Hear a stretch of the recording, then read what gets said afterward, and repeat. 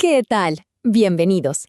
A ver, seguro que la palabra aranceles les suena, ¿no? Sale todo el tiempo en las noticias, sobre todo cuando se habla de comercio, de China, de Estados Unidos. Suena algo súper técnico, pero la verdad es que es un concepto que nos afecta en el día a día mucho más de lo que parece. Hoy vamos a desmenuzarlo para que quede clarísimo. Y para arrancar, una pregunta que seguro más de uno se ha hecho al ver el precio de un celular, un coche o hasta de unos tenis que vienen de afuera. ¿Por qué esa diferencia de precio tan grande? Bueno, pues una parte importantísima de la respuesta está en esa palabra, aranceles. Ok, esta va a ser nuestra ruta de hoy. Vamos a empezar por lo más básico. ¿Qué demonios es un arancel? Luego veremos cómo funciona en la vida real.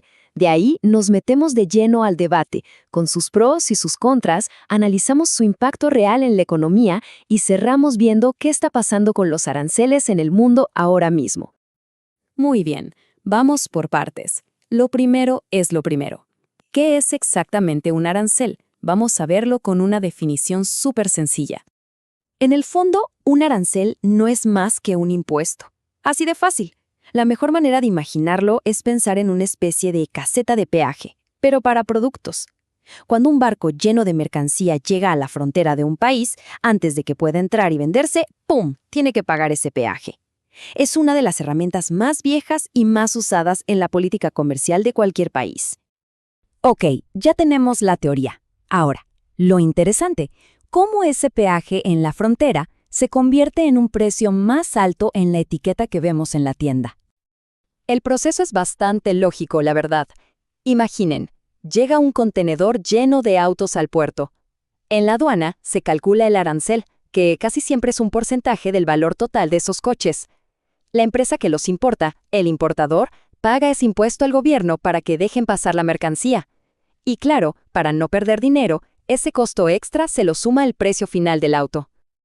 Vamos a ponerle números para que quede todavía más claro. Digamos que un auto importado sin ningún tipo de impuesto cuesta $8,000.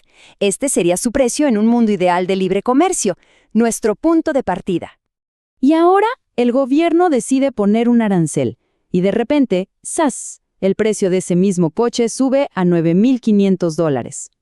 Este es el efecto más directo, el más visible de todos. El producto se vuelve más caro para quien lo quiere comprar. Y aquí está la clave de todo, ¿eh? Ojo con esto. Aunque sobre el papel es la empresa importadora la que paga el impuesto, en la realidad, ese costo casi siempre se pasa directo al precio de venta. Al final del día, quienes terminamos pagando el arancel somos los consumidores. Y claro, esto nos lleva directamente al corazón de la discusión, porque los aranceles no son ni buenos ni malos por sí solos, son una herramienta. Y como toda herramienta poderosa, genera un debate económico súper intenso, con argumentos muy válidos de ambos lados. A ver, por un lado, quienes los defienden dicen que son vitales para proteger a las industrias de un país, para cuidar los empleos locales de la competencia de afuera, que a veces produce más barato. Además, claro, generan ingresos para el gobierno. Pero del otro lado de la moneda, los críticos señalan lo evidente. Los precios suben, tenemos menos opciones para elegir y, un punto muy importante, se corre el riesgo de que otros países se enojen y nos pongan aranceles a nosotros, empezando una guerra comercial que al final no le conviene a nadie. Esta cita de un libro de economía internacional es genial porque explica por qué los aranceles son tan populares entre los políticos. Piénsenlo, si una fábrica cierra por la competencia de productos importados, el dolor se siente de inmediato y afecta a un grupo de gente muy concreto. En cambio, el beneficio de tener cosas más baratas gracias al comercio libre se siente de a poquito y se reparte entre millones de personas.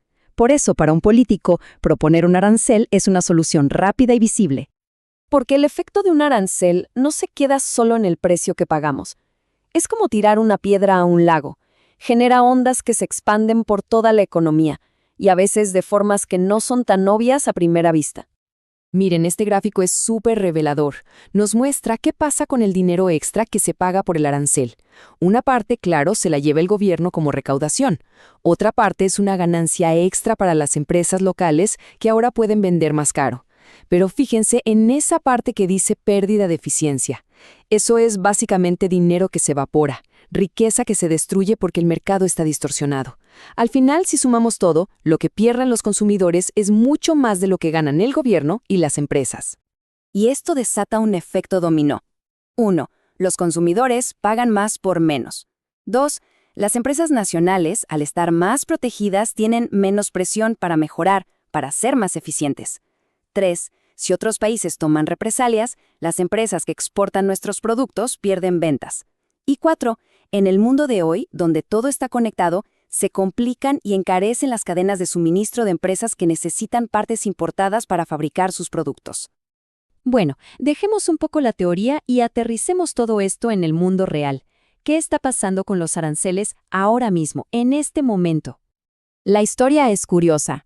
Por décadas, desde el final de la Segunda Guerra Mundial, la tendencia global fue clarísima: bajar los aranceles para fomentar el comercio. Pero, en los últimos años, hemos visto un regreso. Las famosas guerras comerciales, especialmente la de Estados Unidos y China, los han vuelto a poner en el centro de la conversación geopolítica. Este gráfico de la India es un ejemplo perfecto de una estrategia común llamada escalada arancelaria. Suena complicado, pero la idea es bastante simple.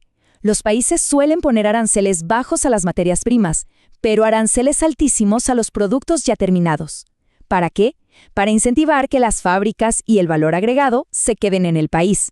Aquí se ve claro: un 50.8% a productos agrícolas procesados contra un 16.2% a los no agrícolas. Y por supuesto, no todos los países aplican las mismas políticas. Esta comparación nos muestra las enormes diferencias que hay. Mientras que en Estados Unidos el arancel promedio es de un 3.3% y en la Unión Europea de un 5.1%, en economías emergentes como la India es muchísimo más alto, de un 16.2%. Esto nos habla de diferentes estrategias de desarrollo y niveles de proteccionismo. Y si nos preguntamos qué industrias están siempre en el ojo del huracán, la respuesta es clara: el acero. Esta tabla nos dice cuántas medidas comerciales, como aranceles o defensas contra el dumping, se han aplicado globalmente. El acero, en todas sus formas, domina la lista por mucho. Esto se conecta directamente con noticias que seguro hemos visto, como los famosos aranceles al acero que impuso la administración Trump y que desataron toda una serie de respuestas a nivel mundial. Entonces, para ir cerrando, ¿cuál es la gran conclusión? Que un arancel parece una idea muy simple, ¿no? Un impuesto en la frontera y ya. Pero como vimos, sus efectos son como una telaraña, una red súper compleja que toca los precios, los empleos, la innovación y hasta las relaciones diplomáticas entre países. Es una decisión que, al final, nos acaba afectando a todos. Y nos despedimos con esta pregunta, que en realidad es la que está en el fondo de todo este gran debate. En el mundo de hoy, donde todo está tan interconectado, ¿son los aranceles una herramienta necesaria para proteger nuestras economías o son más bien un obstáculo que nos impide a todos ser más prósperos? La respuesta, como casi todo en economía, no es nada sencilla. Muchas gracias por acompañarnos.